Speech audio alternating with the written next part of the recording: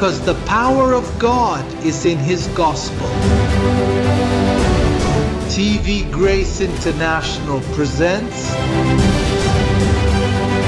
The Mind of Christ, the ineffable words of God on the lips of the man Christ Jesus. Abba Father.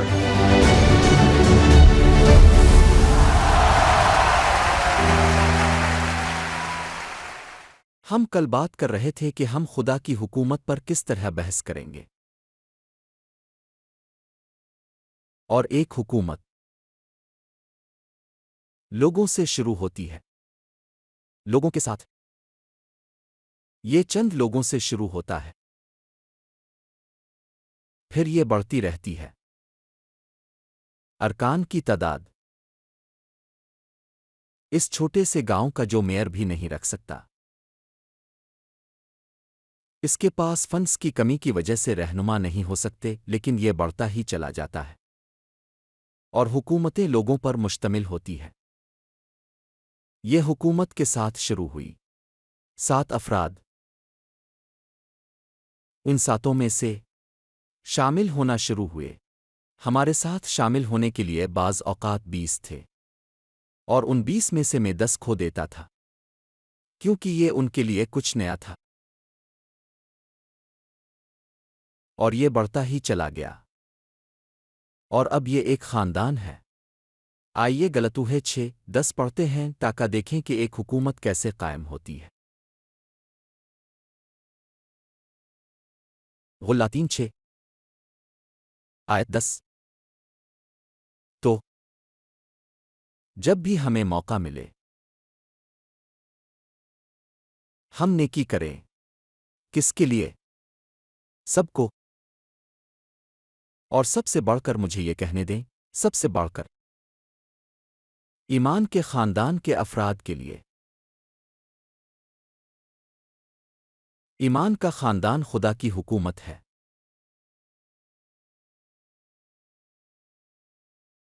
رسول police کے ذہن میں جب انہوں نے وہ 14 خط لکھے جو اس نے لکھا، اور کتنی حکمت والی بات ہے، کتنا حکیم ہے خدا کہ اس نے ہمیں وہ 14 کتابیں چھوڑ دیں،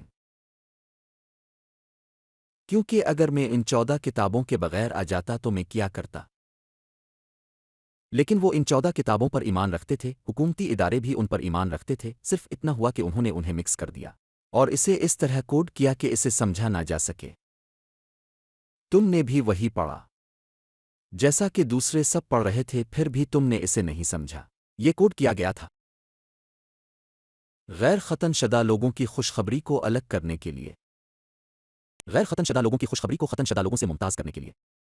اور جب ہم اس طرح بات کرتے ہیں تو پریس سمجھ نہیں پاتا، وہ سمجھتے ہیں کہ ہم جسمانی ختنہ کی بات کر رہے ہیں، لیکن یہ عقاد ختنہ ہے۔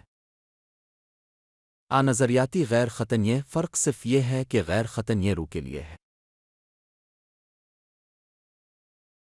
لیکن رسول پولس نے اپنے ذہن میں ہر چیز کو ایک حکومت کے طور پر دیکھا، وہ ہمیشہ خاندان کو ایک حکومت کے طور پر دیکھتا تھا۔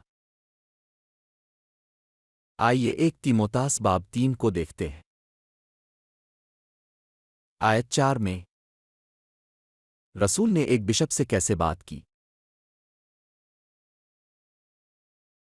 انہوں نے بشپ کو حکم دیا کہ وہ اپنے گھر کو اچھی طرح سنبھالے، کہ وہ اپنے بچوں کو فرمانبردار رکھے تمام ایمانداری کے ساتھ، اور صرف بشپوں کو نہیں بلکہ پادریوں کو بھی۔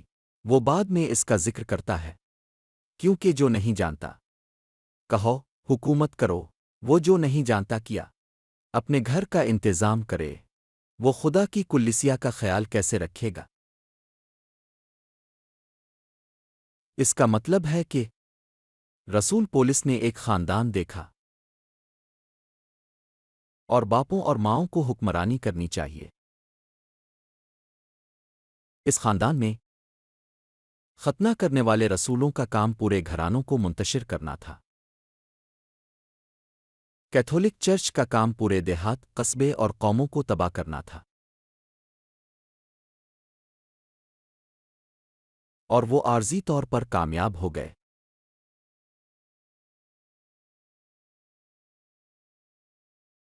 झूठ का काम। एक बातिल मजहब खानदानी निज़ाम चिल्लाना नहीं जानता। दरहकीकत अब जो इवेंजिलिकल पेंटिकोस्टल थे, इन अकाइद ने अब के बच्चों को तबाह कर दिया। उन्हें जुदा करके वो कुल्लिसियाए इत्तेहाद में नहीं हैं, क्योंकि खुद अकीदा उन्हें मुत्तहिद होने से रोकता है। और कोई भी अपने बच्चों की परवरिश नहीं कर सकता। लेकिन गैर खतना शदहों की खुशखबरी के साथ बिशप पादरी खानदान का बाप खानदान की अच्छी हुक्मरानी करेगा।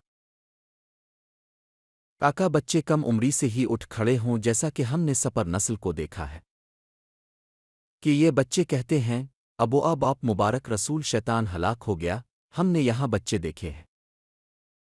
एक लफ्ज़ का इकरार करो जो आज के पादरी खुद भी नहीं समझते। पुलिस ने हमेशा देखा। इसके ज़हन में यह था कि ज़मीन के चेहरे पर एक हुकूमत आने वाली थी, और वो हुकूमत खानदान से शुरू होती है। मैं खानदानी हामी हूं। मैं खानदानी हामी हूं। मैं खानदान का दिफा करता हूं। मैंने 2 खानदान तबाह किए हैं, लेकिन मैं खानदान का दिफा करता हूं।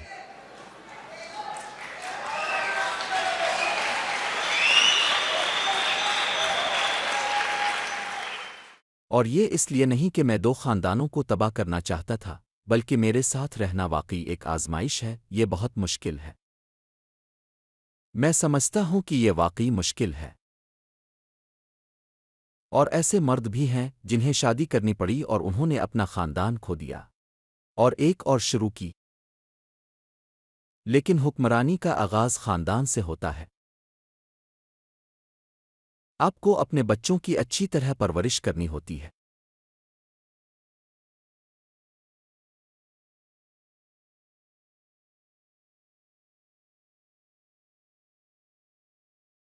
ने भी हुकूमत की तवक्को की थी, ठीक वहां तीमोतास को लिखे गए पहले खत में बाब 5 आयत 14 में।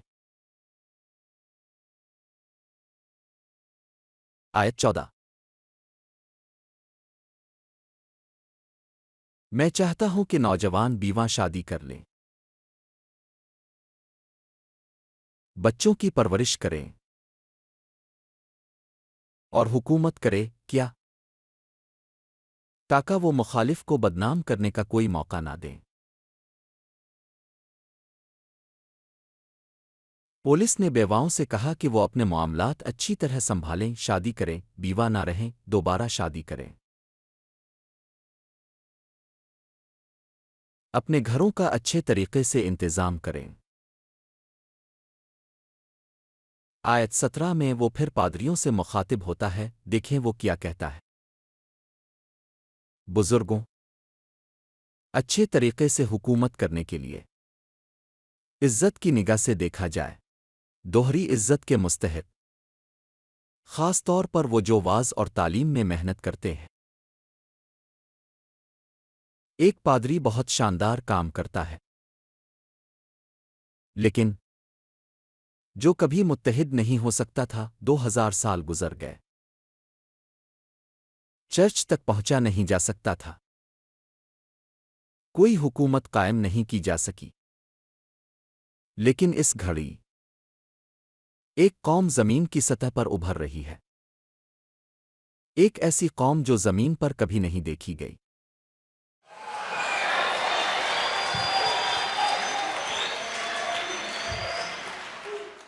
ये एक ऐसी कौम है जो एक ही जबान बोलती है, एक ही तरह सोचता है, एक ही चरवाहा है। सारी जमीन में, क्योंकि कलीसा बहुत सी नहीं बल्कि एक ही कलीसा है।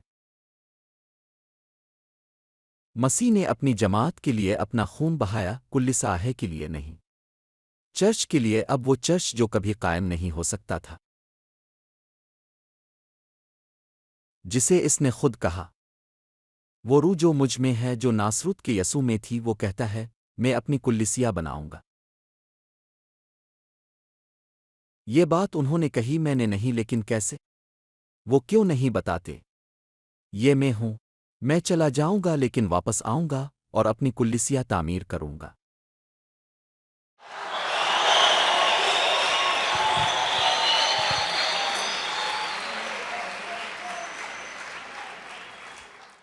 اور کلیسا تعمیر ہو رہی ہے اور اسے کلیسیا کہا جاتا ہے، لیکن جو میں اب کہنے والا ہوں وہ کسی کو نہ بتانا۔ چرچ خدا کی حکومت ہے۔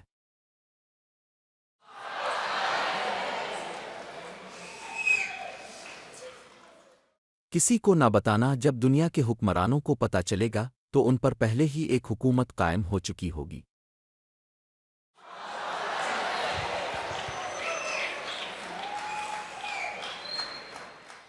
جب حکمرانوں میں سے ایک عیسیٰ ناصری کے زمانے سے ہیرودس چھوٹے بچے کے پیدا ہونے کی خبر سن کر اس نے تمام بچوں کو قتل کرنے کا حکم دیا۔ اس نے حکم دیا کہ سب کو قتل کر دیا جائے۔ کیا آپ جانتے ہیں کیوں؟ کیونکہ اس نے سنا تھا سا سے باب 9 آیت 6 کہ ایک بچہ پیدا ہوگا، اس کا نام امانویل، امن کے شہزادے، اور اس کی حکمرانی، اس کی حکمرانی کا ذکر کیا۔ لہذا حکیم لوگ حکمرانوں نے کہا یہاں یروشلم میں ایک بچہ ہے جو حکمرانی کرنے آ رہا ہے، لیکن اس نے اپنی حکمرانی کی مدت کے بارے میں بھی بات کی۔ یہ اس وقت کے لیے نہیں تھی، لیکن یہ ایک نبوی رگ ہے، یہ ایک الہیات ہے، یہ ایک تعلیم ہے جو آتی ہے، عقلمندی سے مرتب کی گئی، تاکہ زمین کے نام نہاد عقلمند اسے نہ سمجھ سکے۔ لیکن آپ اور میں بخوبی جانتے ہیں کہ کیا ہو رہا ہے۔ ایک عظیم قوم ابھر رہی ہے، ایک قوم جو جانتی ہے کہ اس نے کس پر ایمان لایا ہے، ایک ایسی قوم جسے کوئی ہلا نہیں سکتا۔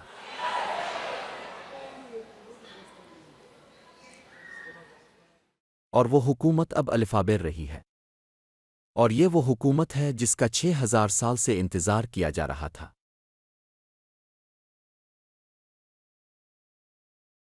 یہ حکومت خدا ہے، اور اگرچہ میں نے کہا تھا کسی کو نہ بتانا، وہ اسے سنیں گے لیکن اسے چھو نہیں سکیں گے کیونکہ یہ ناقابل تباہی ہے۔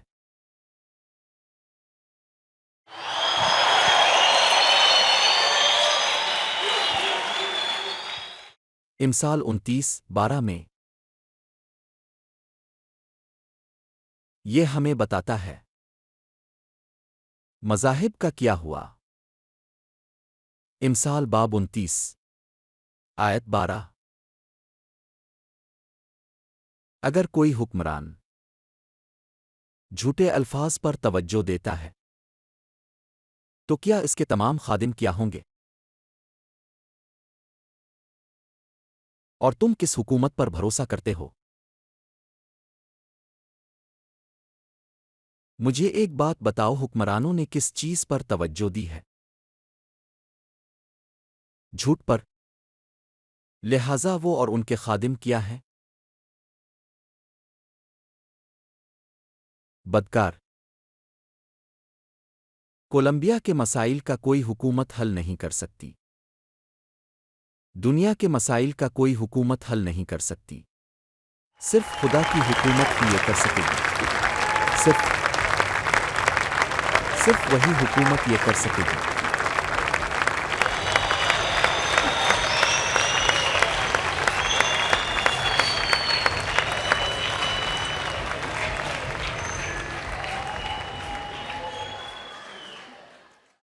آپ بیٹھ سکتے ہیں۔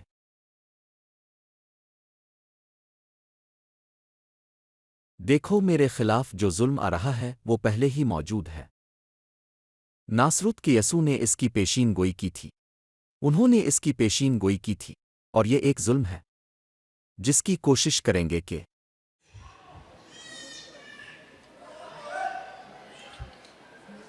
اور کبھی کبھی وہ ایسی باتیں کرتے ہیں جو میرے بارے میں نہیں ہوتی، کبھی کبھی وہ میرے بارے میں برا بولتے ہیں، اور ایسا نہیں ہے، لیکن کبھی کبھی جو بری باتیں وہ کہتے ہیں وہ صحیح ہوتی ہے، کیونکہ میں ایماندار ہوں اور میں شفاف ہوں، میں جھوٹ نہیں بول سکتا، میں یہاں اور گھر میں شفاف ہوں، جو میں یہاں کرتا ہوں وہی میں اپنے گھر میں اور جہاں بھی ہوں کرتا ہوں، میں چھپتا نہیں ہوں،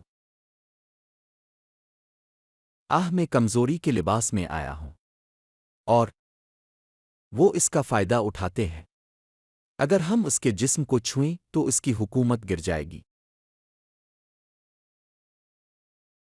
لیکن یہ ایک بادشاہی ہے جس کی ایک بنیاد ہے،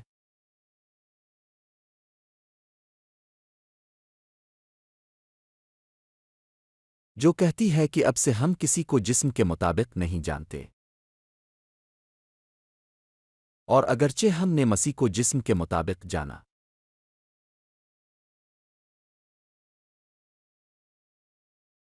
اب ہم اسے اس طرح نہیں جانتے۔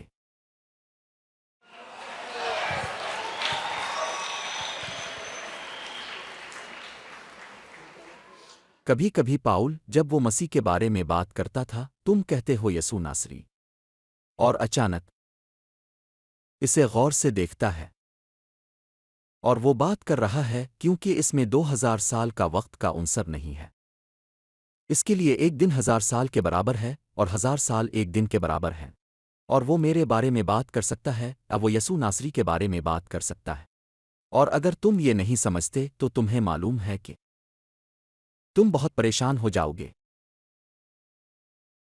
آئیے پڑھتے ہیں امثال باب 20 آیت 18۔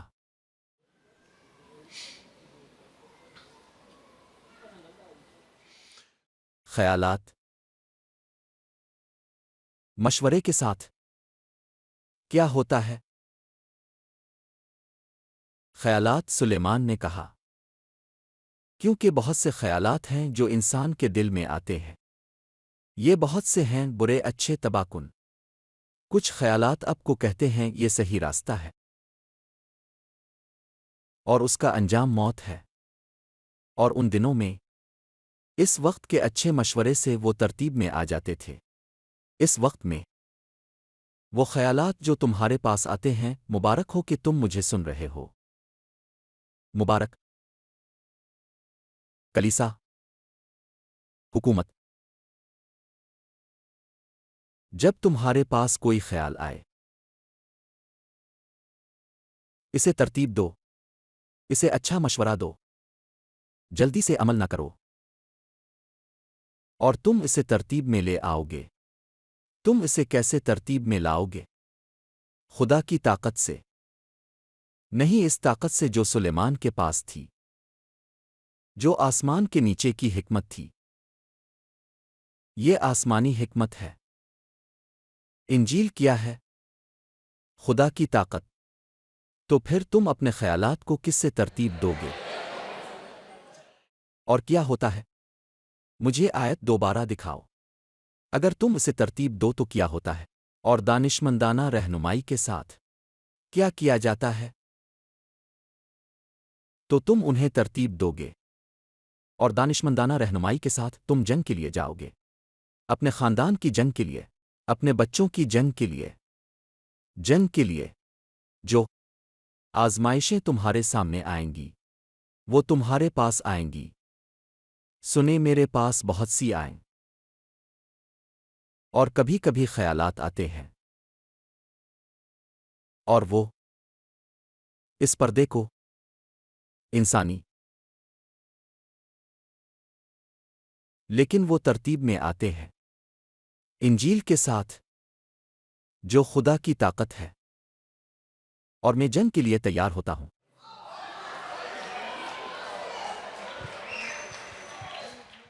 اور تمہیں جنگ کے لیے تیار ہونا ہے،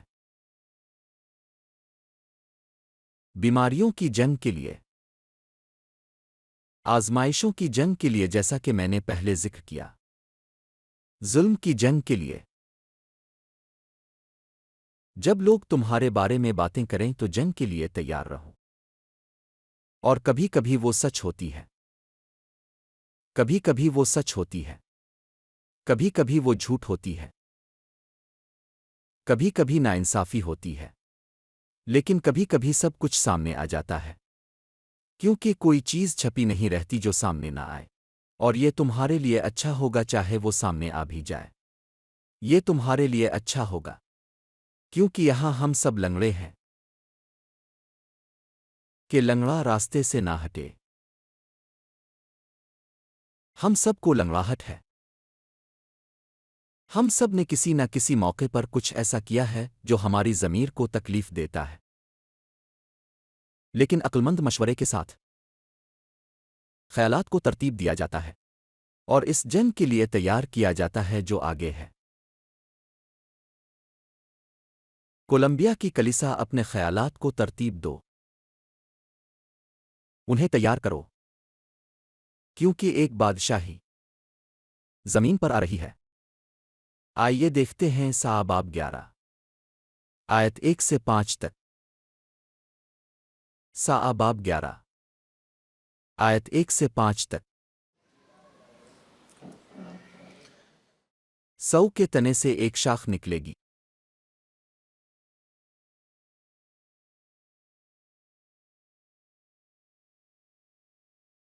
کیا وہ شاخ کون تھی؟ کیا وہ ناصرت کا یسوع تھا؟ لیکن یہ سنو، اور اس کی جڑوں سے ایک کومپل پھوٹے گی،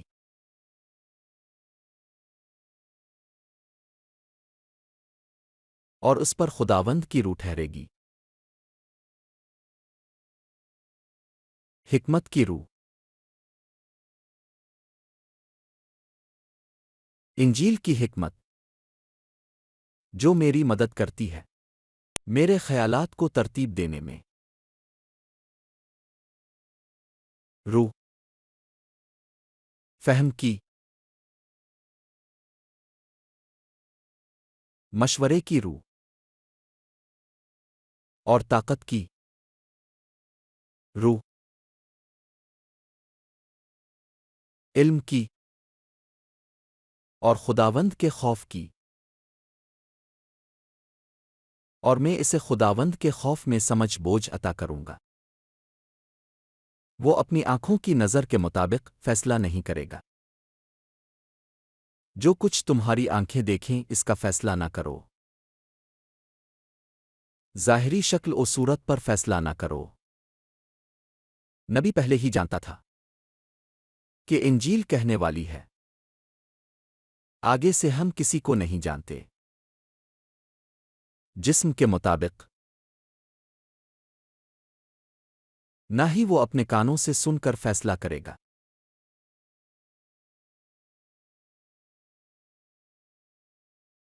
بلکہ وہ غریبوں کے ساتھ انصاف سے فیصلہ کرے گا، اور نرم دلوں کے ساتھ برابری سے بحث کرے گا۔ زبور نے کیا کہا؟ نرم دل زمین کے وارث ہوں گے، اور روح کے ساتھ معاف کیجیے اور زمین کو زخمی کرے گا اپنے منہ کی چھڑی سے، اور اپنے ہونٹوں کی روح سے بدکار کو مار ڈالے گا۔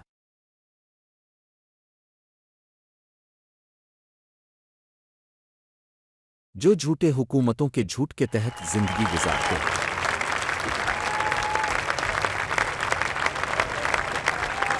آیات 10 اور 11 آگے بڑھو۔ آیات 10 اور 11 اس وقت ایسا ہوگا کہ ساؤ کی جڑ جو قوموں کے لیے ایک نشان کے طور پر کھڑا ہوگا، لوگ اسے تلاش کریں گے۔ سنو لوگوں، میں نے کل تم سے کہا تھا کہ وہ جوک در جوک آئیں گے۔ جب یہ تمام گرجا گھر اور یہ تمام جھوٹ بند ہو جائیں گے تو وہ تمہاری مدد کے لیے آئیں گے، لیکن بڑی تعداد میں لوگ وہ تلاش کریں گے جو تمہارے پاس ہے، جو تم نے اپنی روح میں محسوس کیا ہے۔ لوگ اسے چاہیں گے اور کہا کہ وہ اسے تلاش کریں گے۔ لوگ اسے تلاش کریں گے اور اس کی رہائش۔ ارے یہ شاندار ہوگی! اسی طرح اس وقت ہوگا کہ خداوند دوبارہ اٹھائے گا اور آخری بار اپنا ہاتھ اپنے لوگوں کے باقی ماندہ کو واپس لانے کے لیے جو ابھی بھی اسور مصر پتروس حبشہ میں ہے۔ ایلام شنعار حمات اور ساحلوں پر، سمندر کے ساحلوں پر وہ تمام لوگ وہاں پہنچ جائیں گے۔ چرچ، ہم بات کر رہے ہیں ایک حکومت کی، ایک ناقابل شکست حکومت۔ یہ ایک آمرانہ حکومت ہے، ایک آمر ہے۔ اس کا نام 600 چیسٹے ہے۔